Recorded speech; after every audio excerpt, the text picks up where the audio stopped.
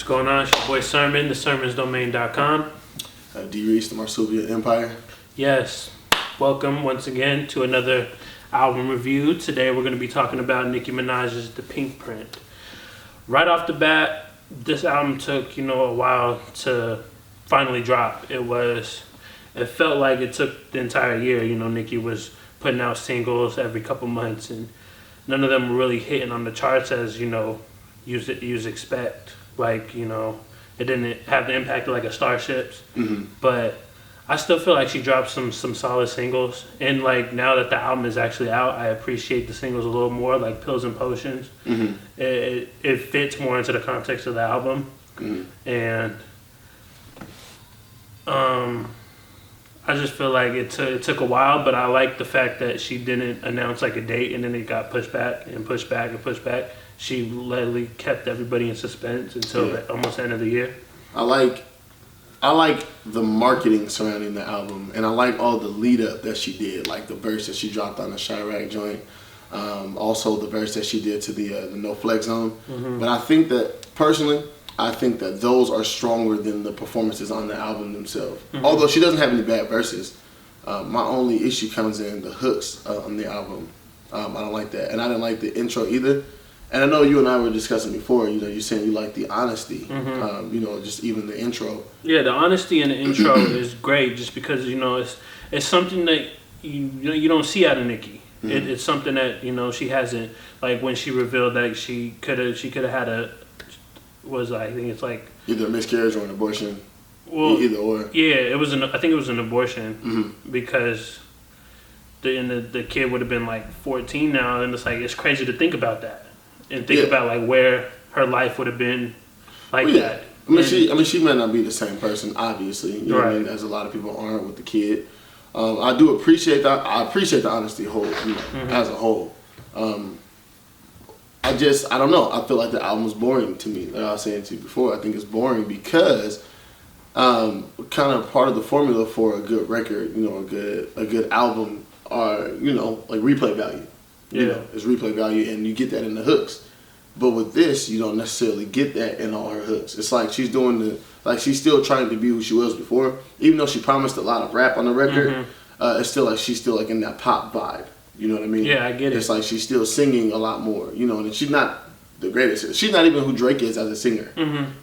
I think the second song on the album, I Lied, I think that was like probably like the best actual like singing song that she's done, like full on R&B. Yeah, I have to agree. It sounded really polished. But I think even like some of the features that she had, like the song with Jeremiah, it's not really captivating. You know what I mean? We have the potential for a really good song. Like the melody is really great. You know what I'm saying? Her lyrics are great. Obviously, it's like I think like the best feature that she had as far as like singing or best singing on the album came from Beyonce. Obviously, Skylar Grey was also a nice touch. Surprisingly, because I'm not a big Skylar Grey fan, but I like that collaboration. Yeah, and then I think that but I mean obviously Beyonce, she's gonna hold it down and do her thing vocally, naturally, which was a great touch because it was needed because you can't just have Nicki singing. What is it, like 20 tracks on the album? 21? Yeah. You can't have Nicki singing on 15 of those tracks. It's like, bro, this doesn't work. You're not that artist, to be able to do that. So I feel like there needs to be either more of Beyonce-esque features or less Nicki singing, period. You know what I mean? And she probably wants somebody from Rick Ross's camp to come help with her beat selection. My personal opinion, because he's a beat hog, and then like where her beat selection is not always up to par. Where I think she wants her beats to kind of like match her rapping style, as opposed to being influenced by the beats themselves. Right. I totally agree there. Another thing on Big Daddy, she throws like some subliminals at Iggy Azalea.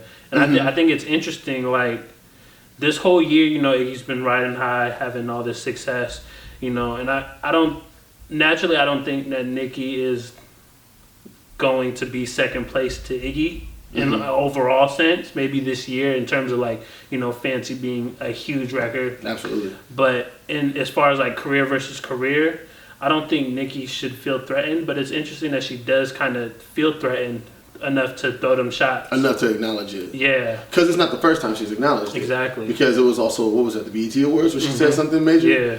More subliminals. Yeah. But I think everyone just widely regards Nicki as the best female rap artist out. I think that's like, you're not gonna find a lot of debate where that's concerned. You know, but like you said, I think career wise, but it may just be a woman thing, and not to sound sexist. You know what I mean? But because there's no reason for her to feel threatened by Iggy. You know what I mean? The only thing that Iggy has a leg up on this year was, being on top of the charts and being everywhere, and that's something that Nicki wasn't doing. She may have made more money.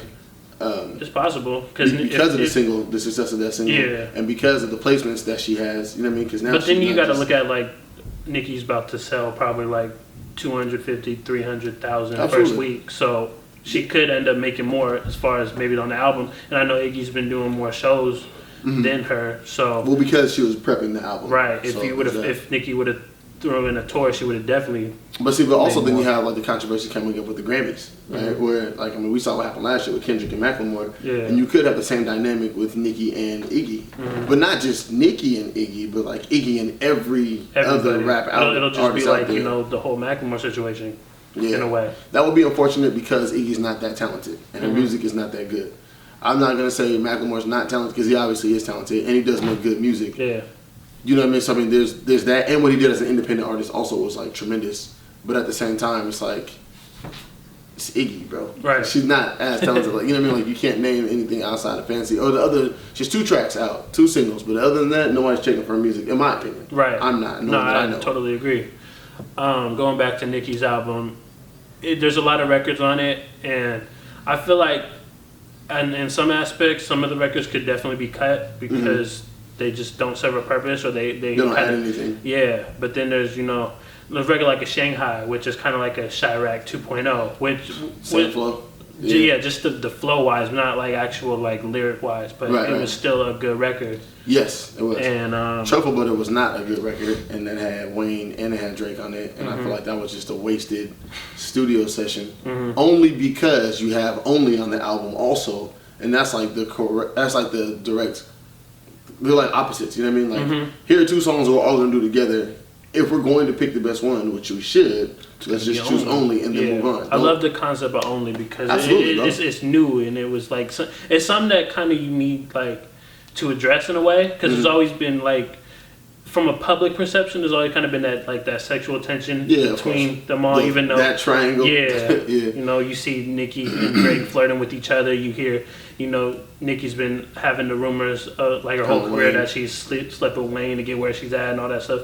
So it was interesting to see have that playful record there. Yeah, I liked it a lot. I liked everybody on the record. I really liked. I felt like Drake obviously had in my opinion, I think he had the best verse. But I was really impressed with what Wayne was able to do, only because of the singles that you're hearing from Wayne now aren't up to par, and they haven't been for a couple years now. So I was glad that he had that opportunity to do that, and I feel like in a sense like they need each other. Like those 3 play off of each other really well. They do at all times. So I was glad to see that record. And then they even have Chris Brown on there. Yeah, I was just about to say that. And you would assume that having Chris Brown on the record is just kind of like an extra whatever, it doesn't really add anything, but it definitely added another dimension. Like we were talking about like memorable hooks, like that added that. Yeah. So maybe she needs to just do that, have somebody else write her hooks or something, I don't know. Or just tell her not to sing on the hooks. Right. Or perform it this way. Like she definitely needs somebody that's like, I don't want her to fall into the same trap that Wayne fell into where there was just too many yes men around. It was like, oh man, is that hot? Oh, I did this and it's hot. Listen, so I was like, yeah, well, it's hot. Right. But so, what would you rank Nicki's album? Out of what? We're gonna do 5 because we did out of 5 before.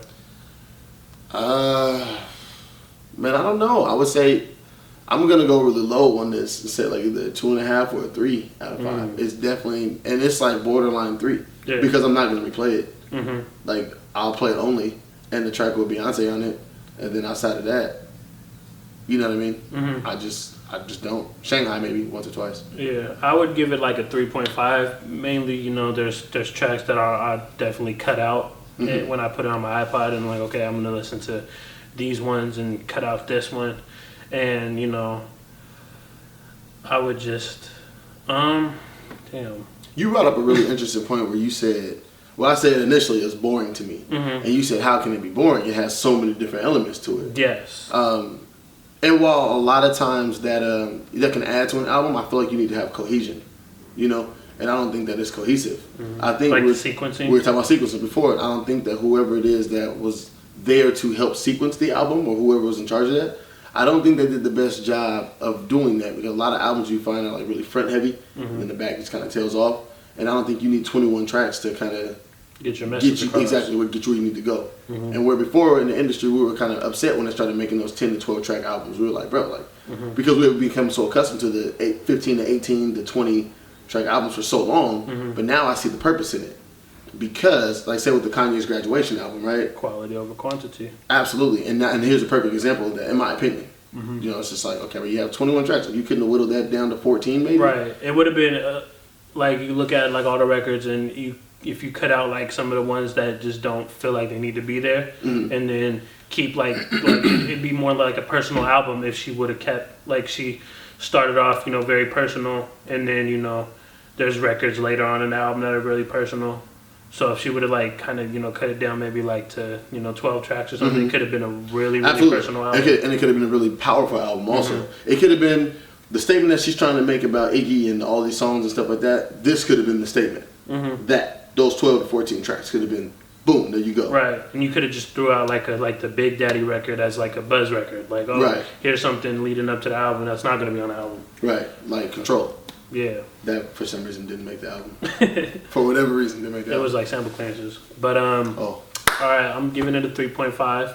I give it a 3. Yep, and that's out of 5. So I would also say this is her best album out of the 3 she has. Yeah. And which is saying something.